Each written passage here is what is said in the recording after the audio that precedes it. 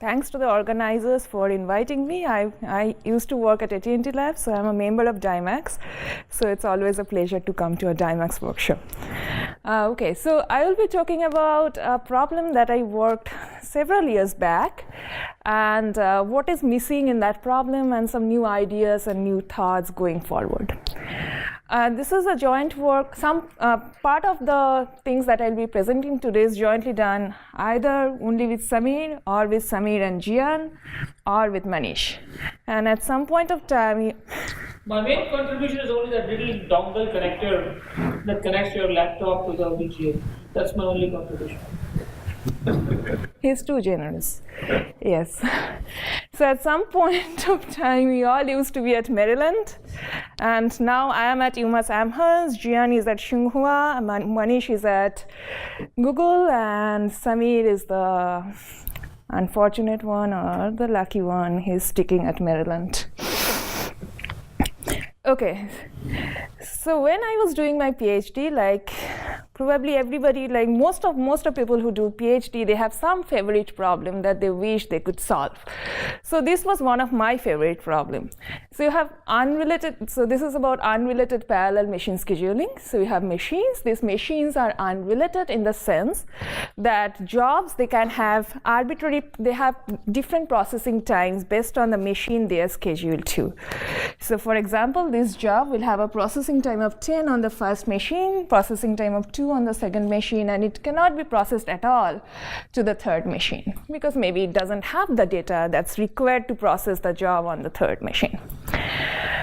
Okay, and these unrelated parallel machines, it's kind of nicely captures the scenarios where the machines can be heterogeneous, for example, in data centers. So you want to schedule machines in this unrelated parallel machine setting, and one of the famous objective what you would like to optimize, and there are other objectives as well, but this is kind of very well studied, is make-span minimization. So what is make-span minimization is that every job has a processing time, and you want to schedule the jobs in these machines in a way such that the maximum load on any machine can be minimized. For example, here, if you schedule the second job and the fourth job on the first machine, the total processing time will be 10. If you schedule the first job and the third job on the second machine, the total processing time will be 7 on that machine. And if you schedule the last job on the third machine, the total processing time is 10. So the make-span is the maximum of this processing time, so it's 10. It's a classical problem. It has been studied long back in 1990 by Lenstra, Shumois, and Tardosh, and they gave a 2 approximation algorithm for it. And it's also known that it's NP hard to, it's not possible to improve beyond 3/2 approximation unless P is equal to NPs, and it's an outstanding open question to improve this gap between 2 and 3/2. So there are some improvements known where the processing, for the restricted cases where the processing times Pij's could be either Pj or infinity. So there are some machines where you can schedule the job, and the processing time on those machines for a particular job will be Pj, but for some other machines it's just infinity. And there are generalizations of make-span minimization, which is known as generalized assignment problem, where in addition to Pij's, there is a cost Cij to process a job j on machine I, and the goal there you have a total cost budget, and you have to schedule the jobs in the machines, maintaining that cost budget and minimizing the make-span. Okay, so that's generalized assignment problem. Again, there is a 2 approximation for that, maintaining the total cost budget. So you do not do any approximation on the total cost budget. You can violate the make-span by a factor of 2. And these unrelated parallel machines could be a nice model for data centers. So data centers are now used almost everywhere. So most big companies, they have their own data centers. Small companies, they rent from these big companies. There are thousands of clients who are competing for data center resources and so on. And in data centers, you don't expect to have all the machines of similar types. So there are heterogeneous machines. So unrelated parallel machine could be one possible model for data centers. And as in data centers, one of the main concern is energy consumptions, because we have, since the clients, lots of clients are competing for the resources, and resources are limited, and just to operate the data centers, it could consume huge amount of energy.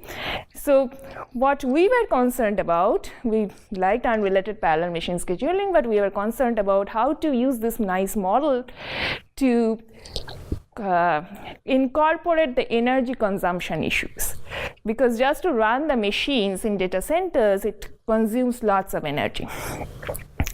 So here is a simple model for saving energy in this kind of setting, is that, well, in data centers, if you look at the workload is not very uniform. There are certain periods where you will see very high jumps in workload, and there are other periods where there are not that many demands. So probably if you can shut down machines, obviously it's kind of intuitive that you would like to shut down machines during the low workload periods. So if we can selectively shut down machines based on the workloads, then we go a long way towards saving energy. So that was kind of the intuition. So that led us to formulate this problem of scheduling with activation. It's jointly with Samir Jian, had appeared in SODA 2010. So where we are saying, we are taking this unrelated parallel machine scheduling framework, but now every machine has an activation cost. So the activation cost is the cost in energy that you have to pay to activate the machine, particular machine. Okay, and now again the jobs could have different processing time on different machines. Your goal is to minimize the max-span, or you are given a max-span budget, so you have to schedule those within the max-span budget. But now your goal is to minimize the activation cost. Or in other words, you can schedule the jobs only on those machines which are active, and you want to minimize the total activation cost. You want to minimize the machines with the sum of their activation cost. So for example, you remembered this was the same set of jobs, and if you open all the machines, the max-span would be 10. But if you open just these two machines, then the max-span increases to 12. But instead of paying in activation cost 30 plus 20 plus 10, you will just be paying the activation cost for the first two machines. Okay, so that's the problem. We want to minimize the total activation cost while maintaining a max-span budget. So what were our results? So we had two algorithms. One was based on linear programming rounding. So you can write these scheduling with activation cost as a linear program, and you can round it. And what we get is a 2 plus epsilon approximation for max-span and about log n approximation for activation cost. So you can ask, is log n unavoidable?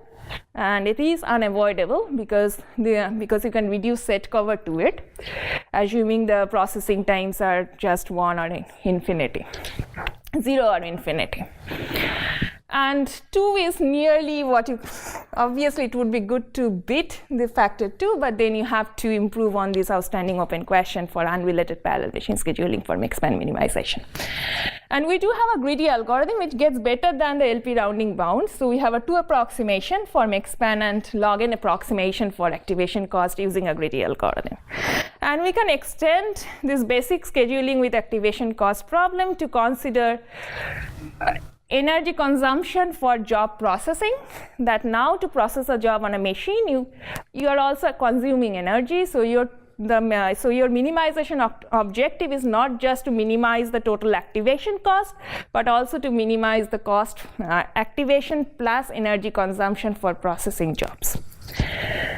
And we have some better bounds for related machine scheduling, which is saying, well, the processing times are not completely unrelated.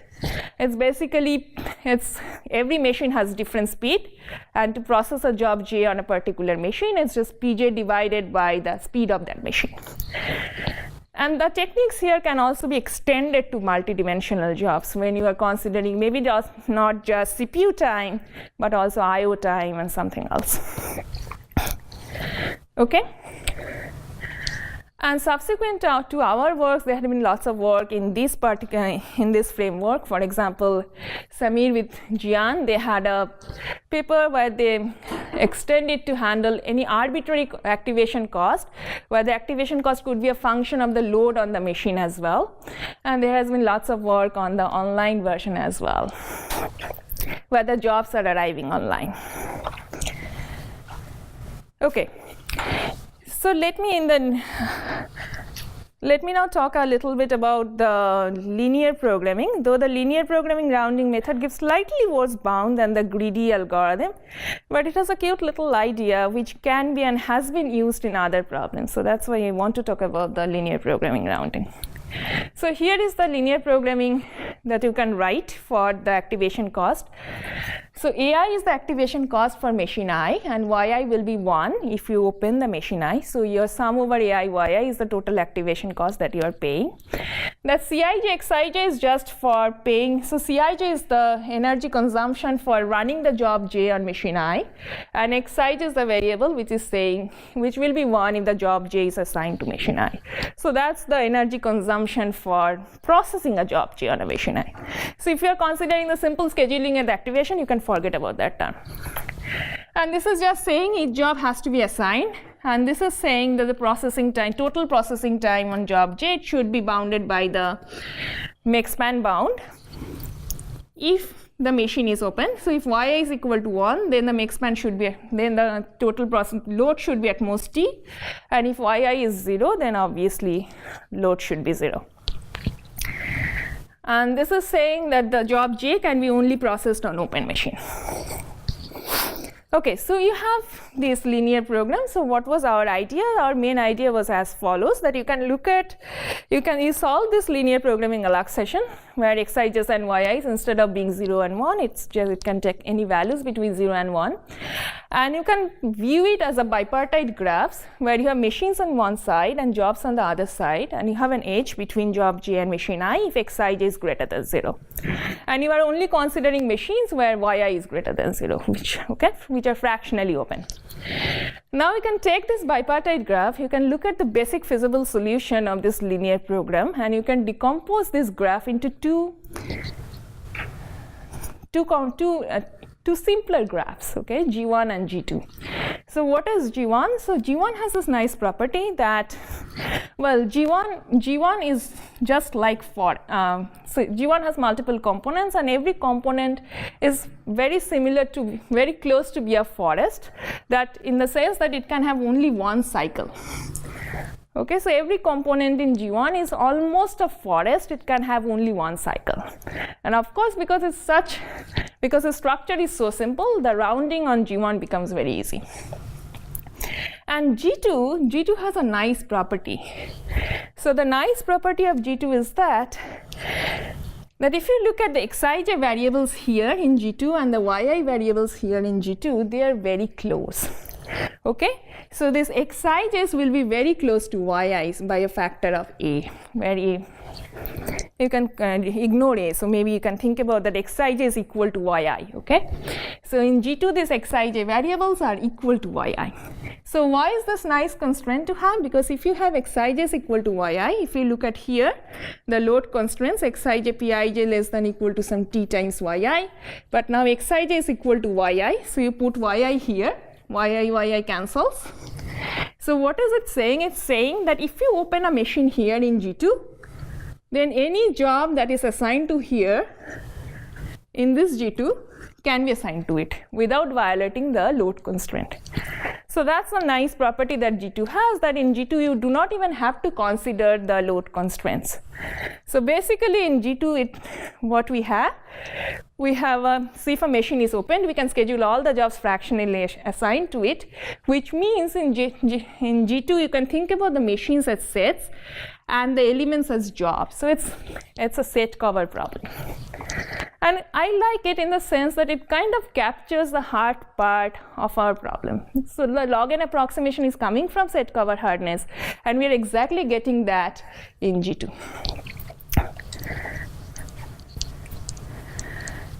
So we get a fractional set cover instance, and therefore we can round it, and this is exactly where the log n approximation comes from. And if you had this additional sum over Cij excited term for considering the energy consumption for jobs as well, then instead of having a fractional set cover instance, what you would have is a fractional non-metric facility location instance in G2. Okay, and rounding in G1 is easy, so I will not go into that. So that's the main high-level idea about how you can round a linear program for scheduling with activation and get the desired bounds. And this scheduling with activation, it captures many other quite fundamental problems. For example, if you consider the jobs to be just unit jobs, so in that case, make span becomes capacity constraints on machines, which is saying how many, so every machine has a capacity on the number of jobs that you can run on a particular machine. And suppose your activation costs are uniform, okay? So that means you are trying to minimize the number of machines that you want to activate instead of considering arbitrary activation cost. In that case, if you do not want to violate the capacity constraints, then the problem becomes set cover with hard capacities. So what is set cover with hard capacity? So it's just a set cover problem, but now every set has a capacity, how many elements it can cover. And just by opening sets, you cannot cover all the elements that are in the set. You are bounded by the capacity constraint on that set. So when you have unit jobs and uniform activation cost, we basically have a set cover with hard capacity problem. And for set cover with hard capacities, there is a long history of works. So back in 1982, using a result from Woolsey, you can get an order of log n approximation even with hard capacities for set cover. For the weighted version, where you have arbitrary weights on the sets. But when you have unweighted version, when you are just trying to minimize the number of sets, if you consider the vertex cover for that, so Chuzoy and Naor in Fox 2005, they gave a 3 approximation algorithm for vertex cover with hard capacities, okay? So without hard capacities, you had a 2 approximation, now you have a 3 approximation with hard capacities. So we generalized it in ICAL 2012 for set cover. When every element can belong to at most F sets, you can get an F approximation for the no capacity case, and with hard capacities we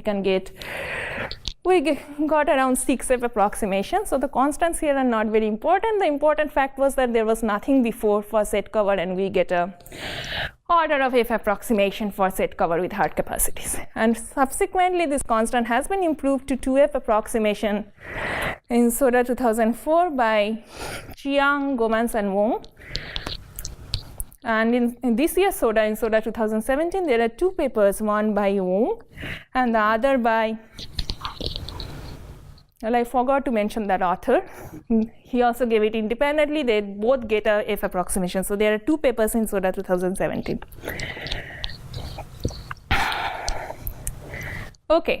So scheduling with activation is fine, but what is missing there? And now here there are lots of people from experts in systems, so this is just my viewpoint.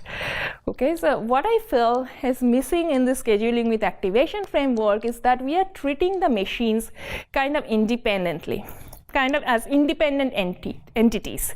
But in data center, these machines are interconnected by networks, and so just treating these machines as independent entities is not probably the right view to look at them.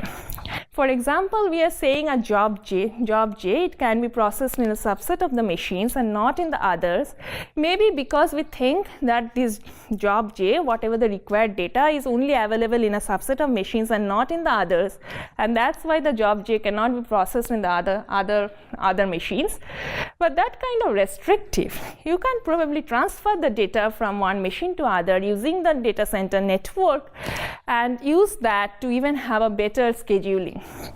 Okay, so what we are trying to propose is that data center machines are interconnected by networks, so let's consider the communication along with scheduling together. Let's not treat communication as something separate and scheduling as something separate and try to optimize them independently. Let's look at both of them together and see if we can get any benefits out of it. So that's the scheduling with energy and network constraints, where we are saying that jobs can be scheduled on any machines as long as data can be transferred to it. But it comes with a price that each network link has limited bandwidth. So therefore, okay, yes, a job can be scheduled on any machines, but as long as you can transfer the data, but you can transfer the data only if it does not violate the bandwidth of the network. So each network link has limited bandwidth, which limits how much data can be transferred on them. Okay? But beyond that, a job can be scheduled on any machine. So obviously, it would be ideal to consider the real topology of the data center network, but since this is a kind of a new problem, we first started looking at the star network, where we have a central server and the machines are all connected to the central server. This central server contains all the data, so if required, this data can be transferred even to the machines which does not originally hold the data. Okay, so for example, this job can be scheduled on this machine, and it takes 5 hours. It's a processing requirement of 5 hours because the data is available there. This job, it can also be scheduled on this machine if we can transfer the data to this machine.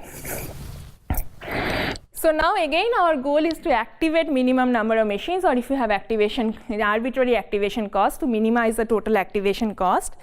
We have a total processing time, the make span constraint, but now we have another constraint, which is the bandwidth constraint or the congestion constraint, which is saying that how much data we are allowed to transfer through each link. Hi, can I ask a question?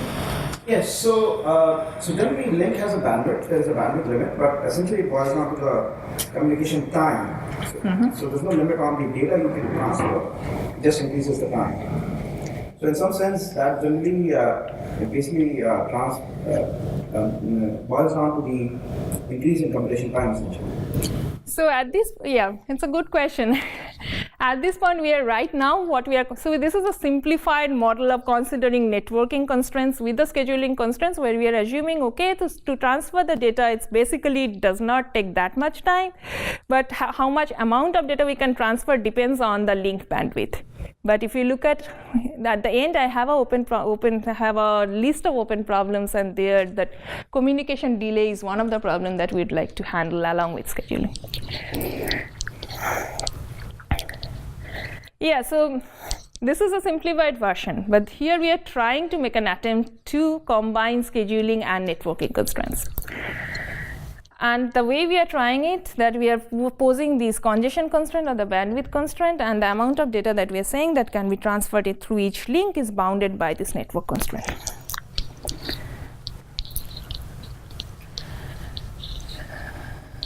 So again, here we have an additional bandwidth constraint. So obviously, if we consider unit jobs and you want to activate minimum number of machines, then it generalizes the hard capacitated set cover problem. In the hard capacitated set cover problem, we'll have a data transfer rate to be 0, but here we are allowing arbitrary data transfer rate as we are bounded by the bandwidth constraint.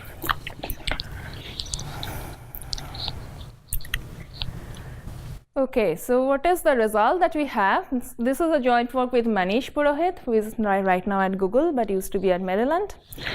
And what we have that for unit jobs, we basically get an order of F approximation. Again, the constants here are not very important because, as you will see when I tell you about the algorithm, we use a section of, there is a part of that algorithm which uses a work for hard capacity set cover from Goman's work, and that work has been improved. So if we use the improved bound, all these constant factors will improve.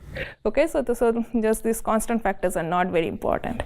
And even if for jobs which have, if they can have arbitrary processing time and data requirements, then we can again get order of F approximation in the machines, and we violate the make span and congestion there, but not by too much. And here for unit jobs, we do not violate the capacity constraints.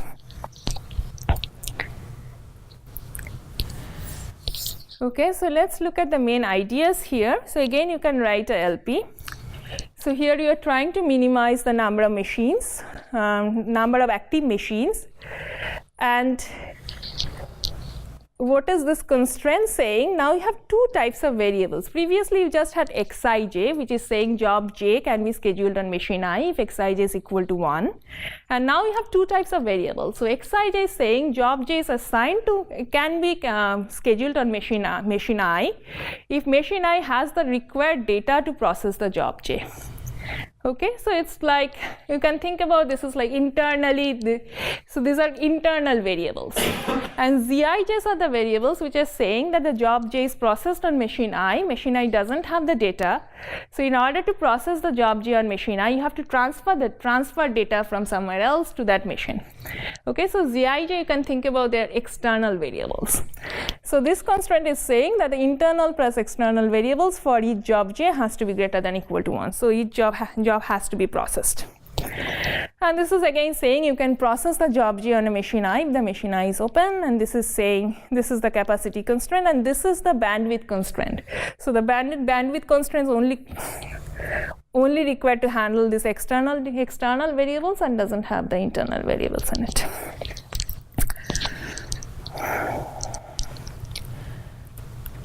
So what is the main idea? So the main idea is that you start with some optimal LP solution and you basically round the LP in stages. So at every stage you will schedule some jobs, you will open some machines, you will simplify the LP, and then again you solve the simplified LP, and again you schedule jobs in some machines and so on. Okay, you will iterate it a few times. There are 4 stages in the algorithm, and at the end you will get a solution where you have integrally open machines, but the x and the z variables could be fractional, which is okay because once you have integrally open machines, you can set up a flow network and you can get, even if you have this as fractional, you can convert them into integers.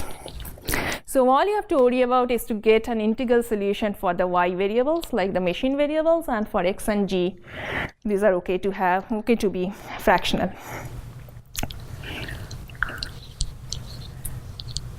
So this problem is obviously harder than hard capacity set cover problem.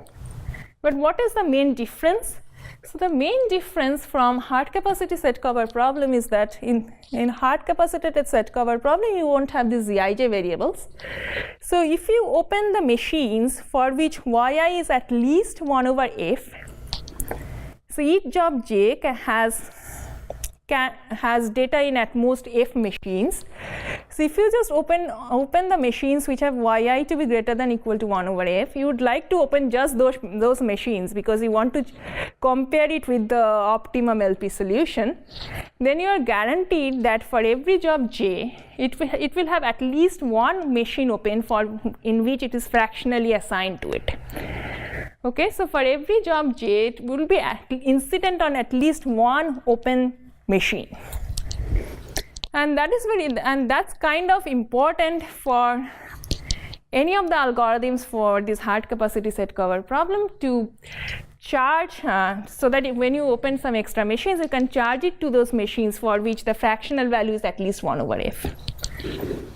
Okay, and that property does not hold here, because you have these zij variables, so you can open the machines which have yi to be greater than or equal to 1 over f, but it could still happen that for a particular job j, it's like opening means if you are turning these yi's to be 1.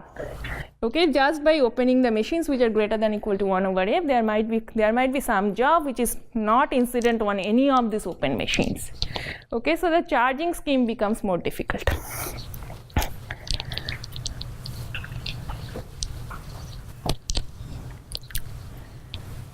Okay, so these are briefly 5 stages of the algorithm.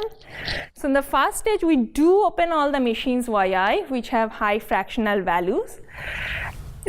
And then what we do, we apply the algorithm for hard capacity set cover problem from Gomez et al. Here you can employ the better algorithms that had been discovered in SODA 2017, and you can get better bounds. So that part, the stage 2 can handle all the jobs which are at least incident, which are at least fractionally satisfied with some of the machines which are opened in the first stage. So in their case, all the jobs will be satisfied because they are fractionally open, fractionally assigned to one of these open machines. But for in our situation, there might be some jobs which are not fractionally assigned to any of the open machines. So there might be some jobs left which are not satisfied. So in stage 3, 4, and 5, basically they handle those jobs for which these jobs are not assigned at all to any of the open machines. First of all, stage 3 handles the external demands of the jobs. So external demands are these Gij variables. So this is a nice problem. So this is kind of not so difficult because a job J can be externally satisfied in any of the machines as long as they have bandwidth available. So you basically sort the machines according to their available bandwidth, and you open a subset of the machines which have highest remaining bandwidth. And then in stage 4, so which are the jobs left after stage 1, 2, and 3? These are the jobs which have some internal demands, but these internal demands are kind of very tiny. So they are not 1/f, so they are not satisfied by the open machines. Their external demands may have got satisfied already by stage 3, but it's still not fully satisfied. So what can you do about it? Like, their Xijs are very small. So what we do here, we again look at their external demands and internal demands together, and we employ an iterative rounding strategy. And we open some machines, we assign some jobs to the machines in this stage. But at the end of this stage, we have this property that each of these Xijs will be either 0 or Yi.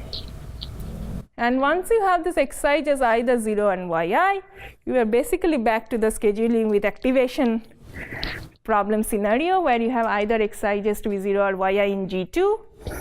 Remember, in G2 it was much easier to round it because Xijs are equal to Yi, so you do not have the load constraint, so it becomes a much simpler instance. So exactly that is what happens after stage 4. Your LP becomes much simpler and you can round it easily. Okay, and it's enough to have these Yi's to be integers. These Xij and Zijs could be fractional, and you can set up a max flow, you can set up a flow network. And you can also solve this. So this was the case for unit jobs, and you can also solve it for arbitrary jobs. Here the stage 4 and stage 5 LPs, they become a little more involved, but the main idea actually goes through. So obviously star network is not ideal. So this was kind of the first step. So what we would really like to do is to extend it to hierarchical tree network or real data center topology networks. We have some ideas, but Manish is in West Coast and I am in the East Coast, so we need some more collaborators to work on that. Online algorithms, there are some experts in online algorithms here, so if they are interested, I will be very interested to talk with them. And we only looked at max span constraints. People should look at weighted completion time, flow times, and other performance criteria. Considering arbitrary activation cost, energy consumption for job processing. So just think about this as a first step towards combining scheduling and networking, and considering delay for transferring. So that's very important, and we need to consider that. So there are lots of open questions, and so what I would really like to say in a nutshell is to obtain the best performance, it's not enough to treat machines independently. One needs to consider the underlying network and the possibility of data transfer at the time of scheduling. So that's the main takeaway from this talk. And at least I believe that this could lead to interesting questions, both of theoretical and practical interest. Okay, thank you.